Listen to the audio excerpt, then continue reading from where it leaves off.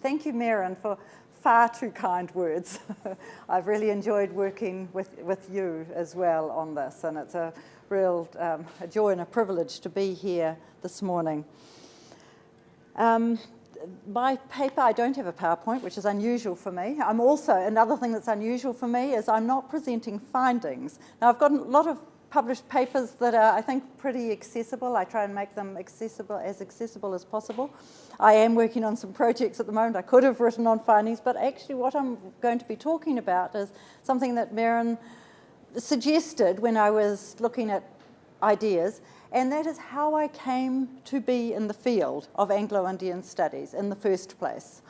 I'm certainly always interested to hear how other people came to be in this field. It's a small field, and so that is the main content of my paper today.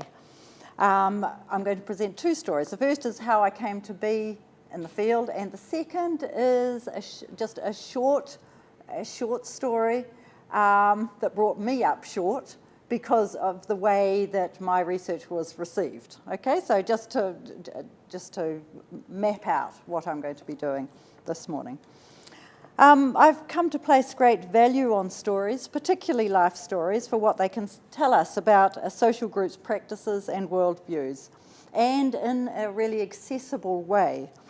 Reflections from the field and about entering the field by the researcher can tell us something about the researcher as well as about the researched. And in telling this first story this morning, I also interrupt the narrative now and then to speculate about the meanings I attach to what happened. So I'll tell you the story now of how I came to the research, which led me to be here today. So the question of how a Pākehā New Zealand woman became involved is often asked of me, often in question time about when I've presented findings on something about the community, and then I'm asked by the audience, how did you come to be in this area?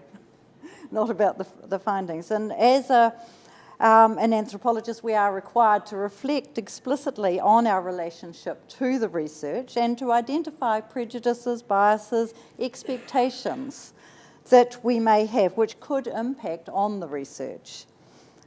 The short answer I give to the question, how did you come to be in the field, is that my family had supported Anglo-Indian children from Dr. Graham's homes in Kalimpong for many years, in fact several decades before I became involved. And I became interested in the community through that sponsorship. Now, while that is true, that is the short answer. As Lionel Kaplan and others assert, Anglo-Indians have a culture of gifting and care for members of their community, and this has resulted in my short answer being readily accepted. The fuller answer is that a series of events and coincidences has slowly but surely captivated me with India and one group of its people in particular, to the point that it affects many aspects of my private and personal life, as I describe. Okay, so in December, 28th of December, 1996, that marked my first day ever in India. I had just completed a BA, majoring in anthropology, and I just had a significant birthday. And this holiday to India was in part a celebration of both of those things. I arrived with my family, including 3 young daughters, to this city, Madras as it was then.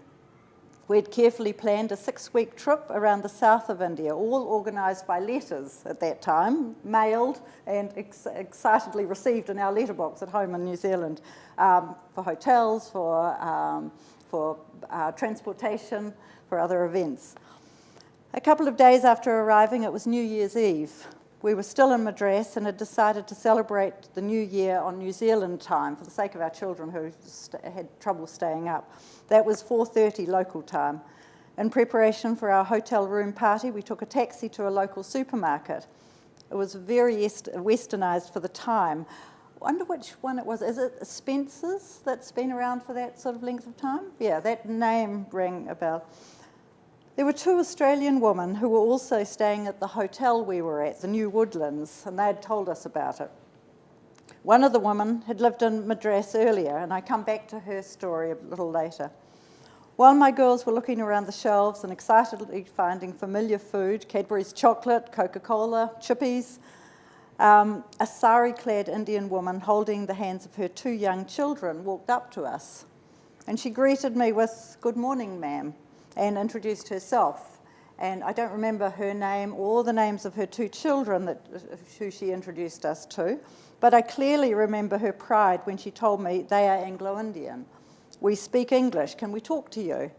And she explained that her children wanted to talk to my girls, which they then did, mostly about where my girls were from and what New Zealand was like and why they were here. And this marked the first time I remember consciously noting the existence of Anglo-Indians, just a couple of days after this very first visit to India. The next day we travelled by the Shatabdi Express to Bangalore. It wasn't until we were back in Madras 6 weeks later, after doing a triangle, that another Anglo-Indian related experience occurred. In our last couple of days in Madras, we spent some time with the Australian woman that we'd met in our hotel earlier. I'd first bumped into one of them in the hotel lobby and mightn't have taken particular notice of her, except for her companions, 3 tiny babies and a wide baby carriage. When I was introduced to the mother of the baby, she told me she was an historian who'd carried out research in Madras.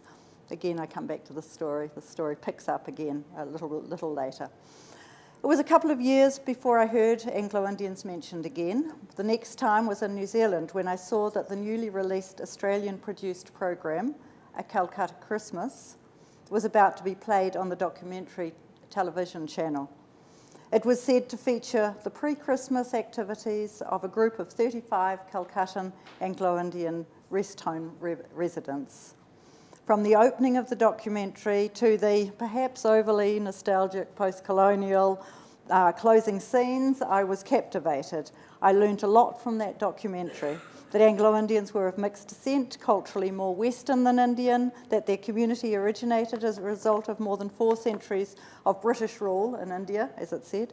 And this Brito-Anglo-centric bias in my understanding of who Anglo-Indians were began then and was pretty entrenched for several years. And it wasn't until I spent more time in the south of India that I realised, that I had that bias. So as well as being so fascinated by the Anglo-Indian focused topic of the documentary, I loved the scenes, the smoky orange evening light, the hundreds of yellow ambassador taxis, the footage of the city street scenes. In the meantime, I continued my studies, and as soon as I submitted my MA thesis at the end of the year 2000, also in social anthropology and nothing to do with India, we as a family were off again, this time to the north of India and with company. My MA supervisor and his wife, who had spent a lot of time in India and who had become good friends of ours. We'd been working out itinerary options, and I was especially drawn to the idea of going to Calcutta because I had connections there through Dr. Graham's homes, which I knew very little about. I just knew that I just had the sponsorship relationship with. Once in Calcutta, we stayed in the south of the city, not far, as it happened, from Tollygunge Homes that was featured in that documentary. It was while there that I learnt I'd been successful in the PhD scholarship I'd applied for. The topic was open, but it was granted to me as a scholar rather than on the basis of the topic. From then on, travelling as I was with my now PhD supervisor, we managed to come up with a topic at every stop. The century-old market in Calcutta, the Dhobi Wallahs in Udaipur, the English school-modelled hill stations, English school-modelled hill station schools in Darjeeling. They all seemed like valuable topics of real anthropological interest that I could become immersed in and really interested in.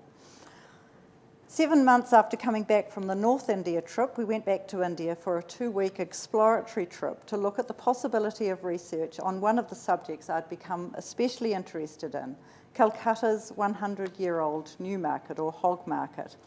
As opening notes, as David said, there's no, in a market, it's not just a straight transaction of cash for goods in the markets. There's a lot going on. There's generations of relationships between shop owners and and the shoppers. And I was interested in exploring some of these relationships. But it wasn't long before I realised that the research wasn't really feasible for me. As I teach my undergraduates, the anthropologist, as the instrument of data collection, has to be well calibrated for the task. And in order to have access to people and be able to form good enough relationships to be able to get some sense of what matters to them, we needed to be able to communicate. And I had no Indian language except English. Although many of the Newmarket shop owners spoke enough English to make a sale, transactional English was their limit. So how could I conduct this research? So my 2-week investigative trip was running out, and my research topic was losing shape by the day, depressingly. I took solace in spending time with a group of people I'd struck up friendships with through that long-term sponsorship relationship with the Calcutta-based administrative centre for Dr. Graham's homes. The hospitality and support that they offered me was on my mind when, back in New Zealand, still searching for a Newmarket angle, I began to read about various communities who interacted with the market. Over that time, I read Coralie Younger's 1987 book, Anglo-Indians, Neglected Children of the Raj. In it, she proposes a prognosis of decline and eventual demise of the Anglo-Indian community. What I was reading then, and in other articles about the community, was contrary to what I'd experienced in Calcutta.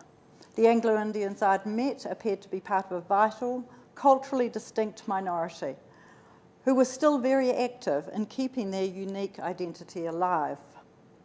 So in the end, I centralised Anglo-Indians in my PhD research, focusing particularly on how they were maintaining their identity as a minority community, how they were in practice maintaining their identity. I collected all the published information I could about their community before taking the family back to Calcutta 4 months later for a 2-month fieldwork stint, which turned out to be the first of many more visits to India. My girls, who were in their teenage years then, became quite at home there, and so much so that I could send them to the market to do my own shopping, or down to the street to buy hot leche paratas. They would happily set out for the day together, coming back with stories of their adventures. Mobile phones weren't around as they are today, so I couldn't keep track of them, but they were quite safe and quite happy. They would come back and tell me about a dog show they'd been to in the Maidan, for example, and had all sorts of other adventures.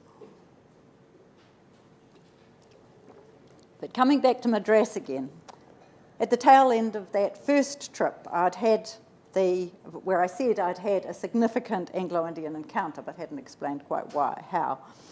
I hadn't recognised it as such, and there's no way I would have except for a chance remark from another Anglo-Indian research some years later.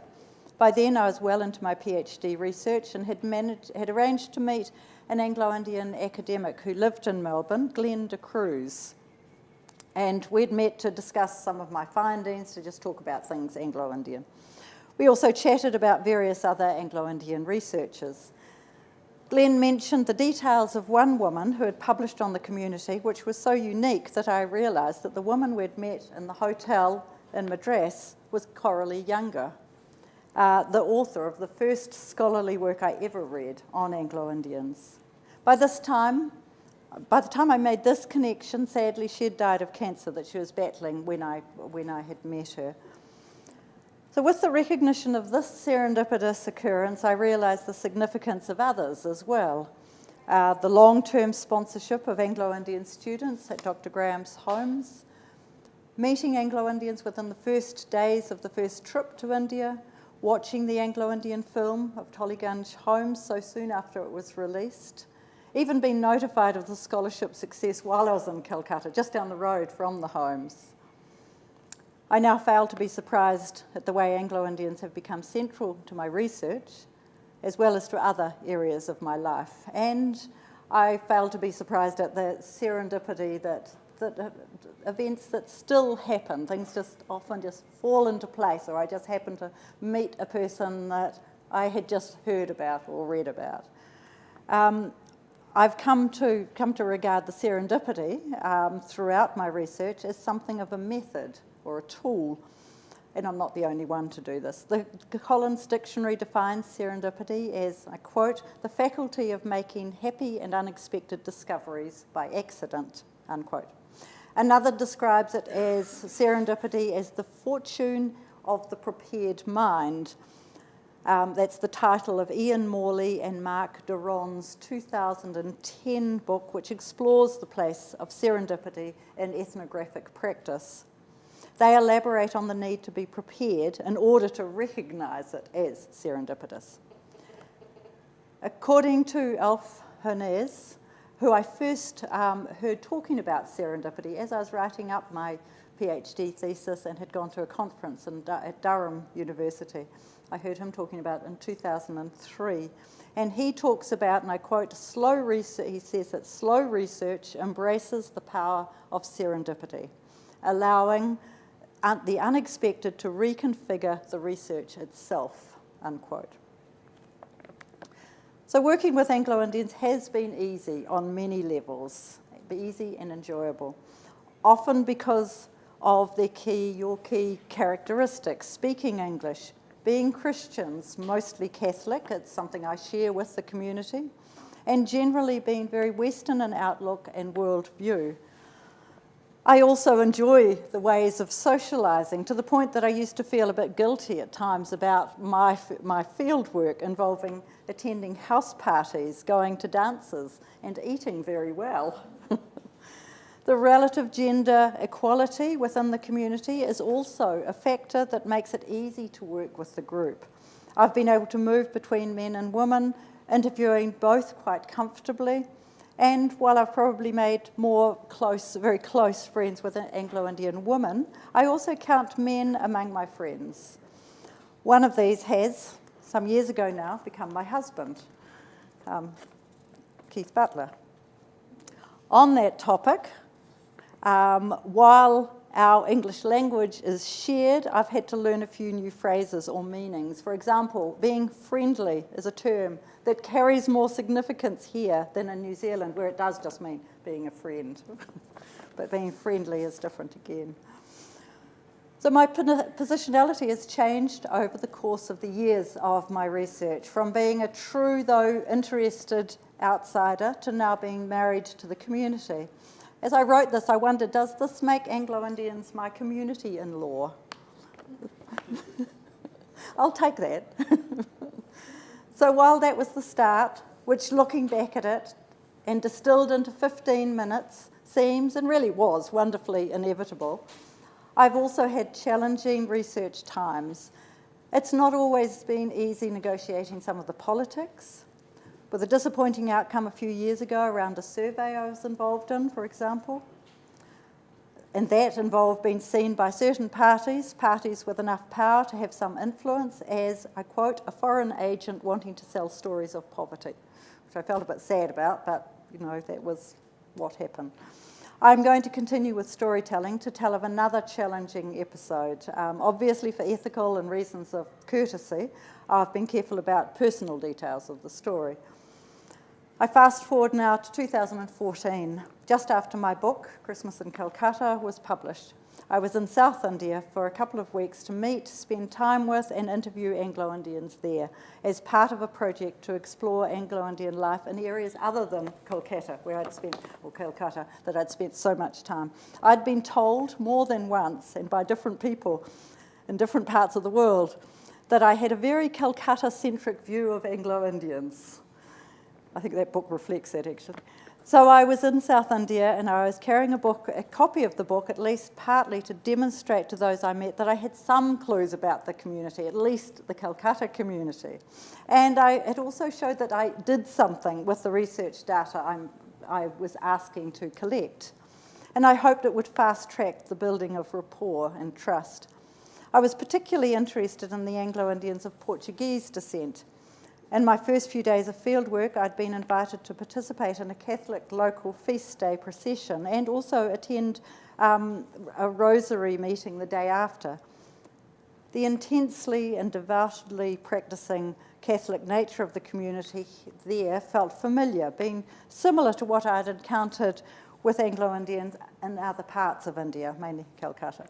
As a co-religious, as a Catholic, I expected that I could take part in these events quite comfortably and usefully in terms of the field work I was primarily there for.